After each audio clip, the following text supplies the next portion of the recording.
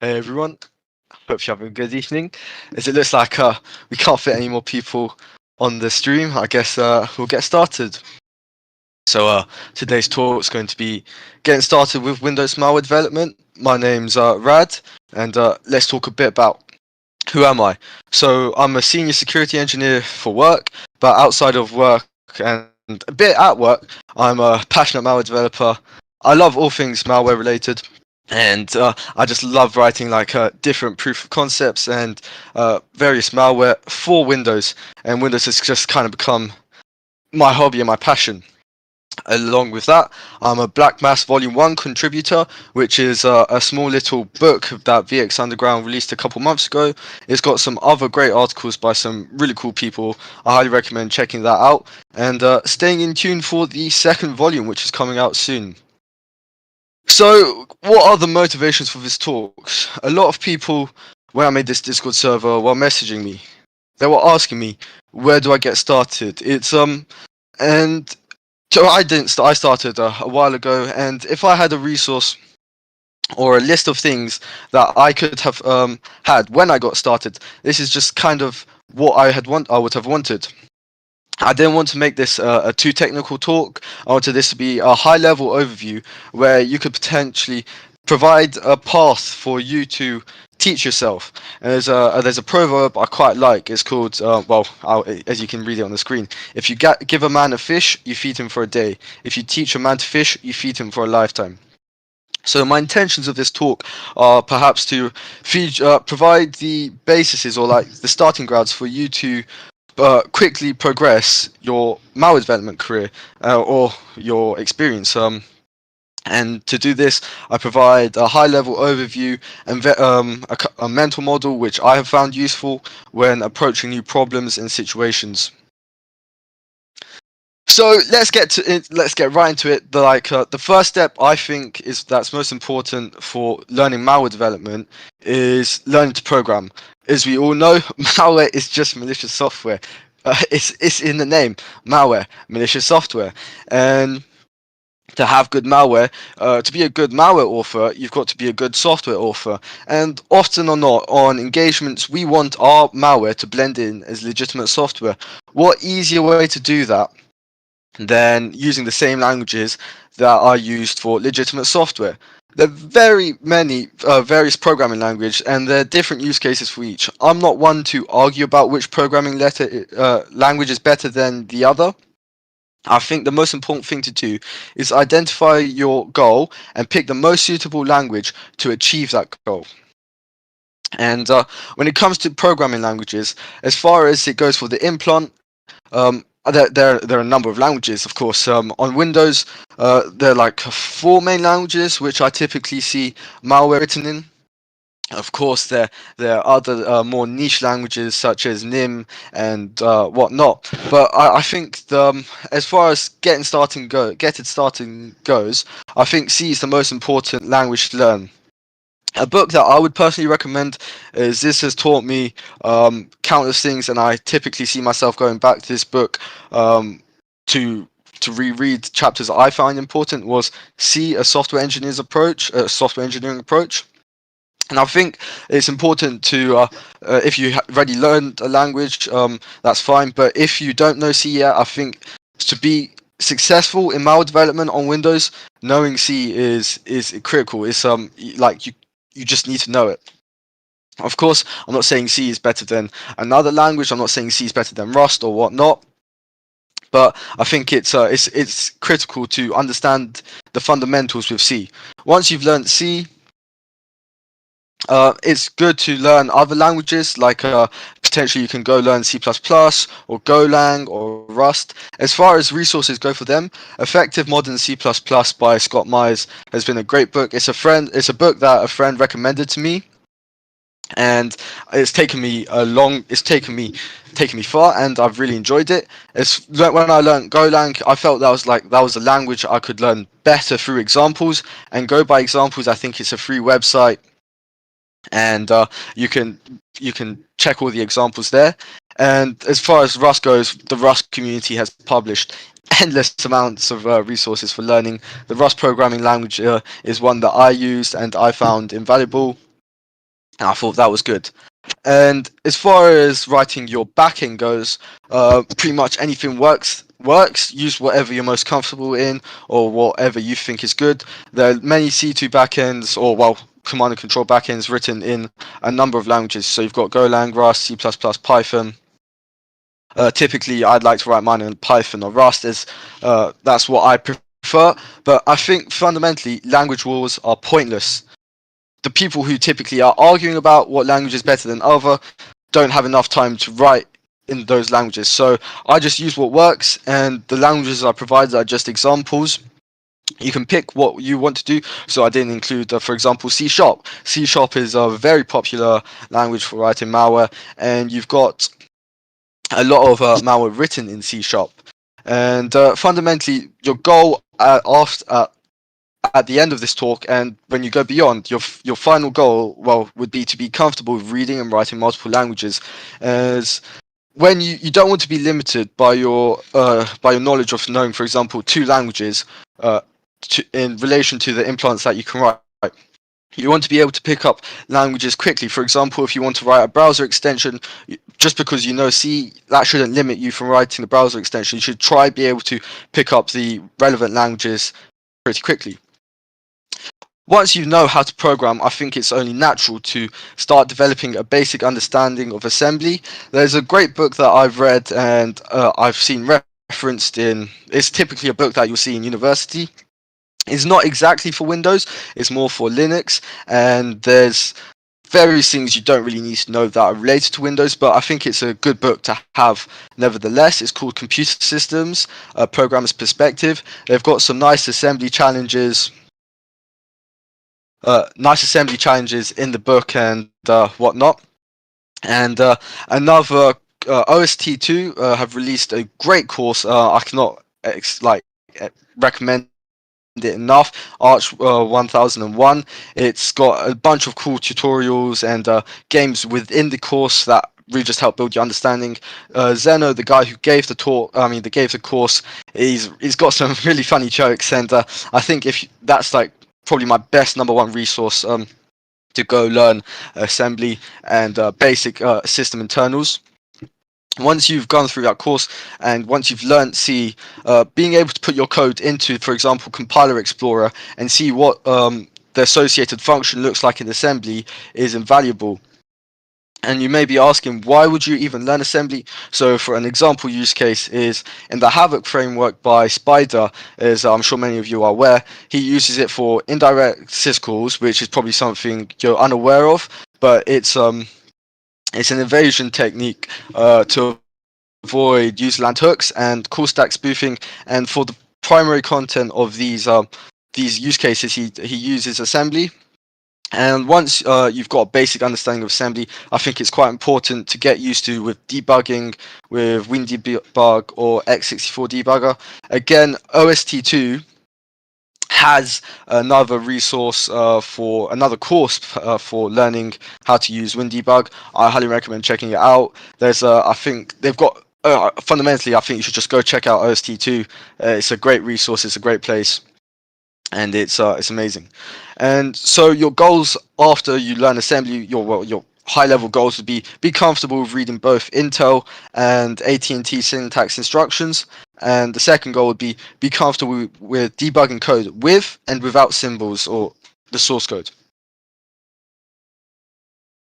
The step 3, once you've got through assembly, once you've got through programming, now we're actually moving on to the core of Windows internals. And my primary recommendation for getting started at least with Windows internals, would be the first 3 chapters of the Windows internals book. It's quite a dry book. That's known. I wouldn't recommend going beyond the 3rd chapter. I mean, as to read it back to back. I'd probably just use it as a reference material. And the first 3 chapters will provide you with a solid understanding of memory, threading, processes, and that's kind of like the key information you need to know to get started. I think having a strong fundamental understanding of Windows will definitely help when you start using, like, for example, the associated APIs, to understanding what those APIs do. Another thing that I found really useful for me when reading Windows internals is, for example, if there's a function about memory allocation, I'd go look at the React OS source code and try find what functions are responsible for this. The React OS source code is essentially like a 32-bit reverse engineered reimplementation of Windows. It's a bit outdated, but I found it's still very useful. And on a day-to-day basis, I always find myself looking at React OS source code while I'm reverse engineering. Again, just follow through the exercises in Windows internals. Make sure you understand the key points. You want to be able to answer any system internal questions that you have, and again, reverse engineer which system components are interesting to you. I know I don't really provide much information on how to get started with reverse engineering.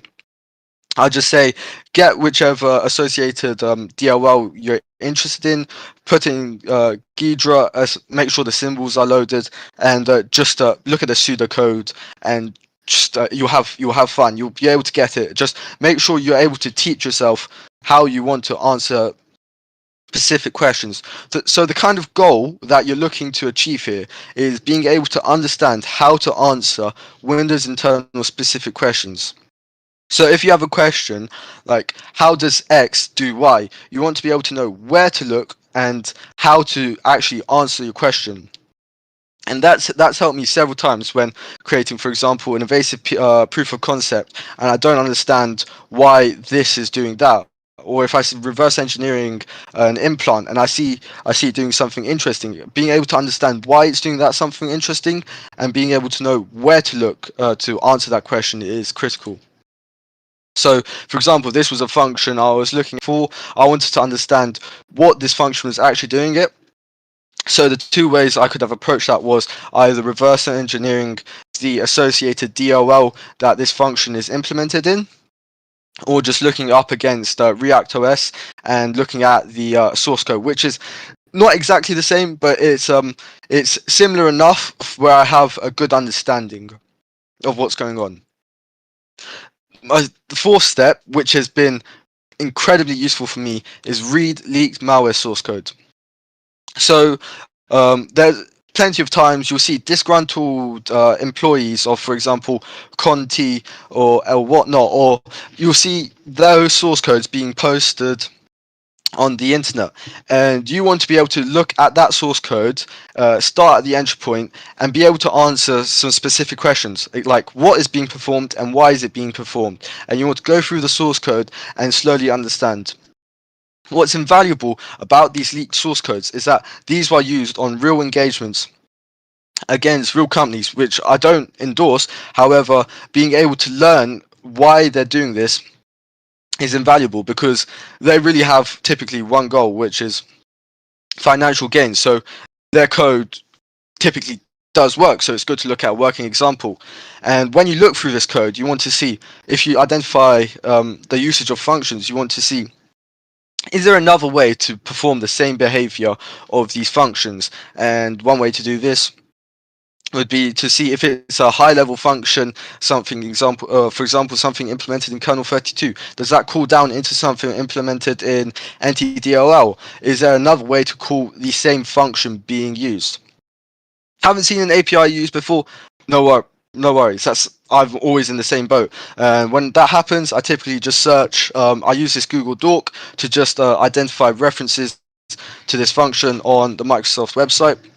So I'd search site https learnmicrosoft.com NT-allocate virtual memory, and then I'd get a bunch of results. I'd just look through the documentation, and that's very important. You want to look through the documentation whenever you see a function that you're not used to, because those functions, understanding the arguments passed to them and the return value and kind of giving it some context helps reason why that function is being called and why it's maybe useful to you later on. So some good starting points for looking at leaked malware source code. VX Underground, of course, they're like the go-to place whenever for anything malware related, so I recommend checking them out. Of course, they've got some great resources, great papers, and they're like the go-to place. So some of the samples I've looked at and source codes I've looked at and I've gained a lot of information and knowledge from are Zeus, Moivy, and Carbonac. Carbonac's quite old, and likewise with Zeus, whereas Moivy is quite recent.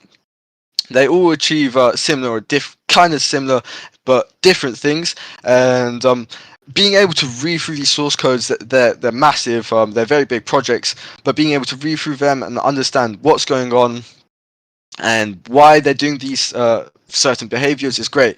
And I typically have found myself getting new ideas when reading through these codes, because these guys have had to solve very niche problems in different ways, and the ways they've achieved it have worked.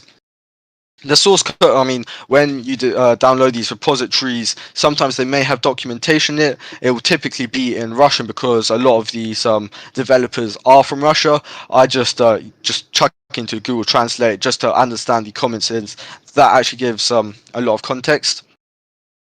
And being comfortable reading various malware source code and reasoning with the code is kind of the goal for this. So if you're looking at this, once you've learned your C, once you've learned your basic Windows internals, I want you to come to, for example, Zeus. I want you to look at the Zeus source code and understand why it's doing certain things. Zeus is an incredibly complex piece of malware for its time. When it was leaked, it was like wow, and like some really cool forks came of it, and likewise with Carbonac and Moivy. So being able to reason with these source codes, I think, will really help you accelerate your progress as a malware developer, and I think that's invaluable.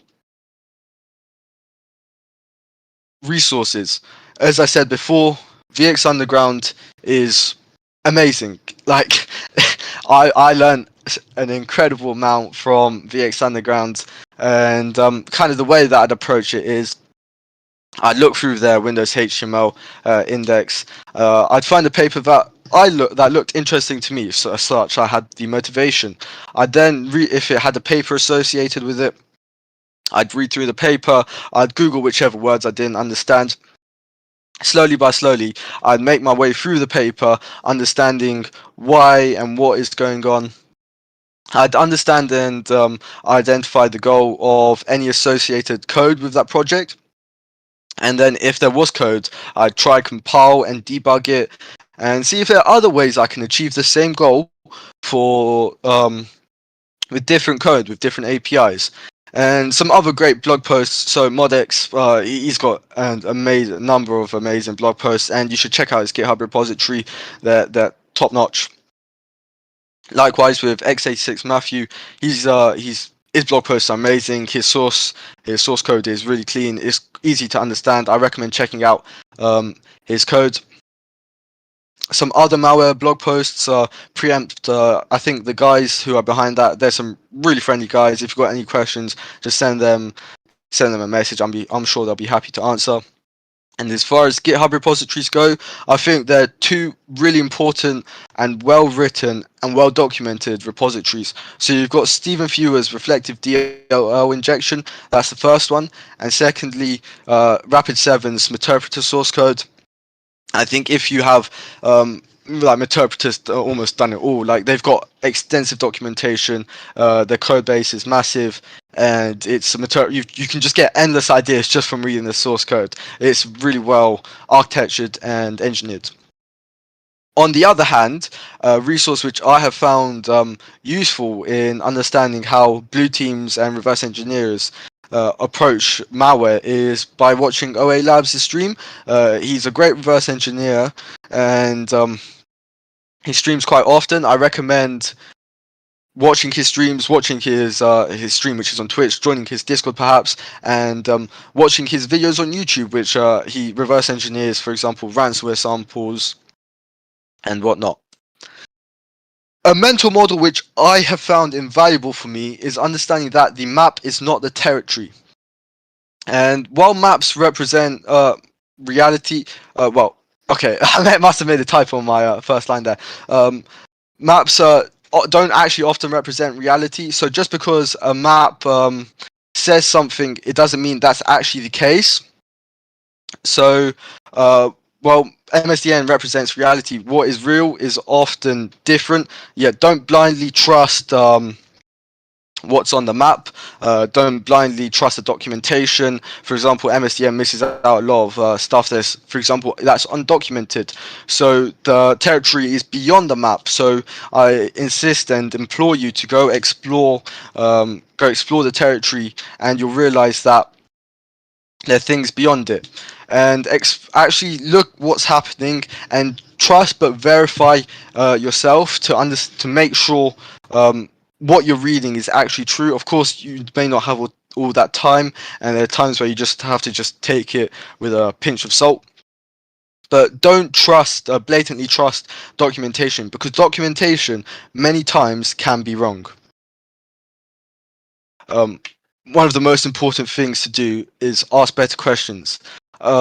If I had known 2 years ago how to ask better questions, I can only imagine that I'd have accelerated at a better, faster pace. Being able to ask what questions and ask a better question to get a better answer is invaluable. Um, a friend told me, first actually understand what you're trying to solve and understand the goal of what you're trying to achieve, and then ask a question, and what question which gets you from the problem to the goal. A quote I like from a business book I read is, whoever best describes the problem is the one most likely to solve it. Of course, in the problem of a question, whoever best describes a problem in a form of a question, maybe to yourself or to other people, is great. And is on the topic of questions, that brings us on to our last slide. Does anybody have any questions? If you go to the talks bar, there's a little chat icon. If you just click open chat, you're free to feel free to ask any questions, and I will send these slides along. This was a very high level overview, but my aim was to teach you to teach yourself. I'm self-taught. I taught myself along with the help of many others, so I cannot claim that I stand merely on the shoulders of others. But being able to teach yourself and answer these important questions yourself is invaluable. And so the first question is, have you done the Game Hacking Bible on guided hacking? If so, how has it complemented your abilities in malware development? No, I have not done the Game Hacking Bible on guided hacking. I've seen some of the content on guided hacking. I think it's alright. I think the goals for game hacking and malware development are different. Game hacking, of course, is much more technically advanced than malware development, but to say that we kind of have different goals of what we're trying to achieve, so I don't think it may help you, but I don't think that's something that's really comparable. Okay, so we've got a question about courses. Is it worth spending time on malware dev courses like Sector 7 multi-level courses? Well, I haven't myself done the Sector 7 courses. I think Sector 7 is a great resource, and I can only recommend you check it out. The problem with courses, courses in my opinion, is that they kind of spoon feed you and they don't teach you to learn the hard way. And if you have that time, I think being able to dedicate it to learning and exploring the territory is invaluable. Whereas with, like, for example, Sector 7, you get given a map and you're told this is what you can do, and you don't really see yourself exploring beyond that. And as far as other courses go, I'm not sure which other malware development courses there are out there. I think the best way and the most invaluable resources like VX Underground and the papers they have listed out there, they're going to take you a very long way if you can just sit through those papers, read them, and actually have put some effort into understanding them.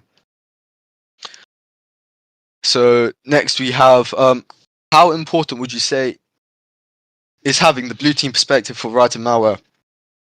So I'm not much of a blue team. I've done purple teams in my past. I think being able to reverse engineer is more important for blue teamers, but being able to reason why malware developers are doing specific malicious things are useful. Being able to understand why, and that's something that blue teamers may be able to pick up when writing malware that they may not have been able to without. I hope that answers your question. Suppose an EDR detects you somehow at one point, for instance, when you do privilege escalation or something like that. How do you approach the situation? What is your thought process to find a new way to bypass the EDR? Do you reverse pieces of it or what? Well, that's kind of out of scope for this talk, but I'm sure I can dive into that. So if I'm detected by a specific EDR and I have access to that EDR, my first things would be replicate the behavior which got me detected in a lab under a controlled environment. And if it is detected, well, then you'll get a notification on the EDR dashboard. And if that's the case, then I'll go have a look at what the notification is and see if that discloses any information. Then I'll try to understand what the behavior is. I'd probably narrow down how much activity I'm doing into lesser and lesser API calls to understand what actually is triggering it, and at that point I'd once I've identified what API call is what specific behavior is triggering that, I'd go start performing reverse engineering, or I'd see if there are other ways to perform that same behavior. Can you recommend to get a grasp of basic reversing apart from what can you recommend to get a grasp of basic reversing apart from the ASMC resources you pointed out? I think just reversing stuff, just taking like a random piece of random malware sample, random DLL, and just reversing it. I think there's nothing else that I'd recommend. I think some more people. I'm not like the best reverse engineer there is out there. I just reverse engineer to get things done. Yeah, I think just doing it. I think there's no substitute for that. What the hard way looks like in Maldev. Sorry, I don't quite understand that question. What is the worst EDR you've come up against? I think that's not something I can objectively say. Different EDRs do different things. They're all quite similar, but they've all got their pros and cons. I don't think I could say one EDR is better than another, or one EDR is worse than another. And worst by worst, I think you could either mean very hard for me to evade, or very hard for me not to evade. What was the first piece of malware you made? Oh, just a simple shellcode runner.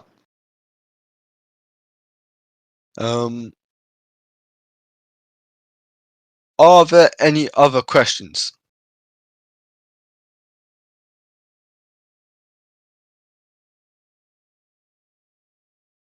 Any tips on Linux malware devs trying to learn Windows malware dev?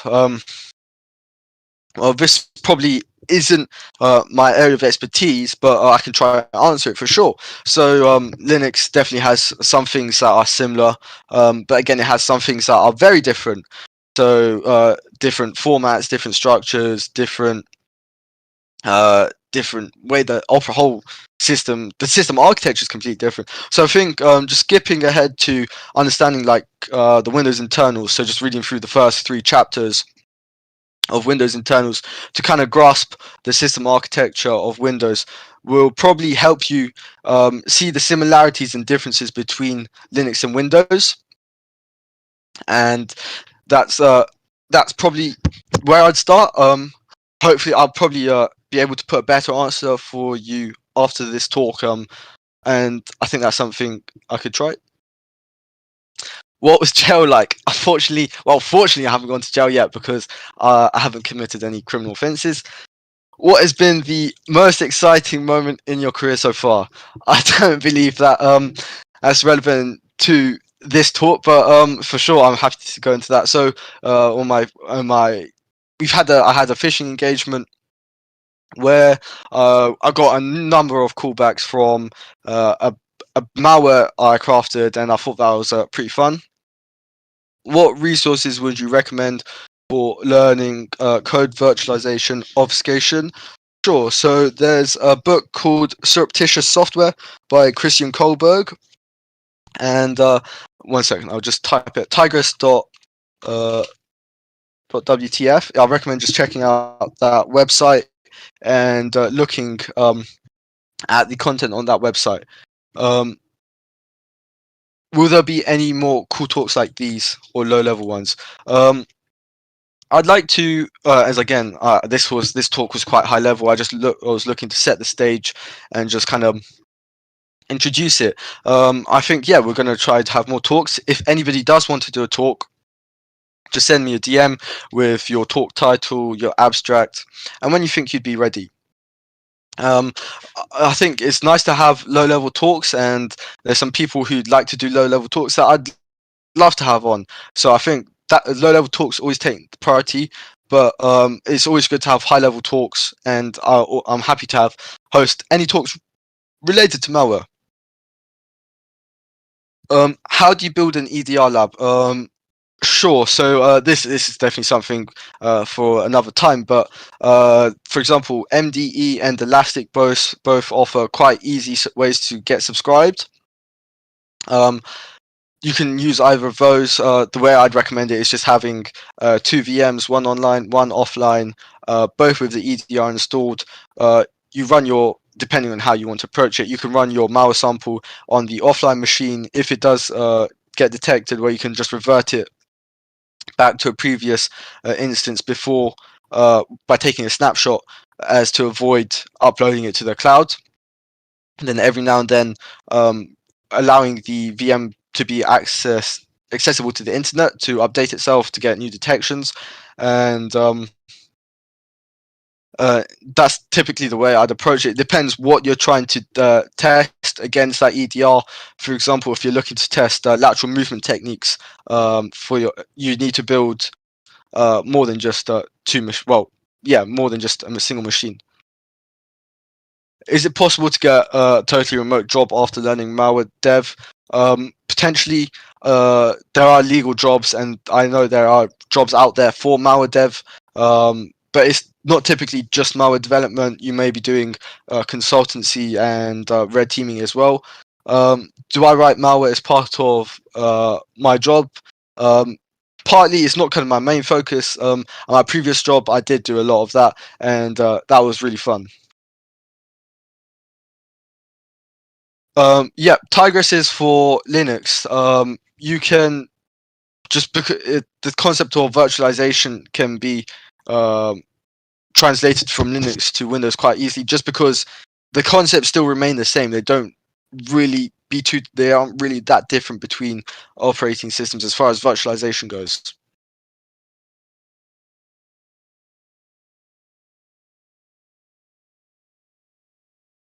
Um, it's not that important to learn kernel development from the start. It's okay to understand the fundamentals, but for me, just understanding the fundamentals and being able to reverse engineer specific drivers I see or mini filters I see EDRs using, and my fundamental knowledge, and just being able to Google, as I said before, being able to Google functions I didn't understand is great.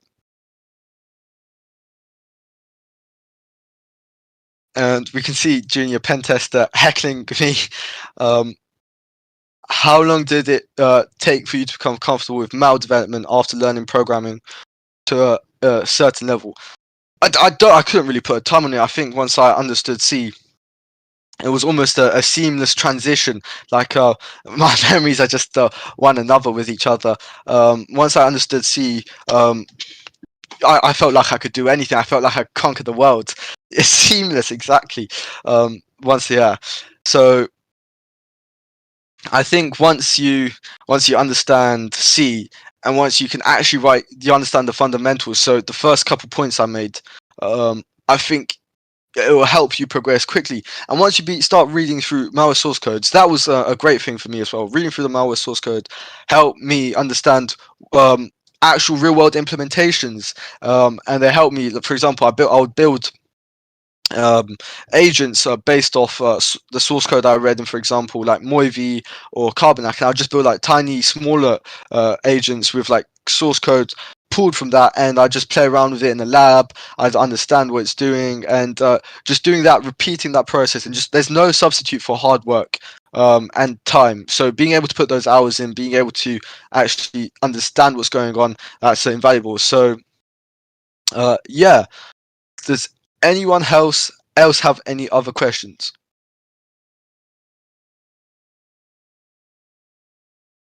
Most yeah, so the most impressive source I've looked at and learned from was it has to be Moivi. No, it's fine. It has to be Moivi. Moivi was a very cool piece of malware. It's a file infector, and it's taken me a good minute to. I still haven't fully understood it, but it's very very very cool. And of course, don't go compiling malware and running it on your host system. If you're going to uh, compile and run malware or run malware at all, make sure you have a proper setup with your machine isolated from the internet in a virtual machine. But that's for another time, and I'm sure if anyone wants to know how to do that, you could just ask, and these guys definitely answer the question.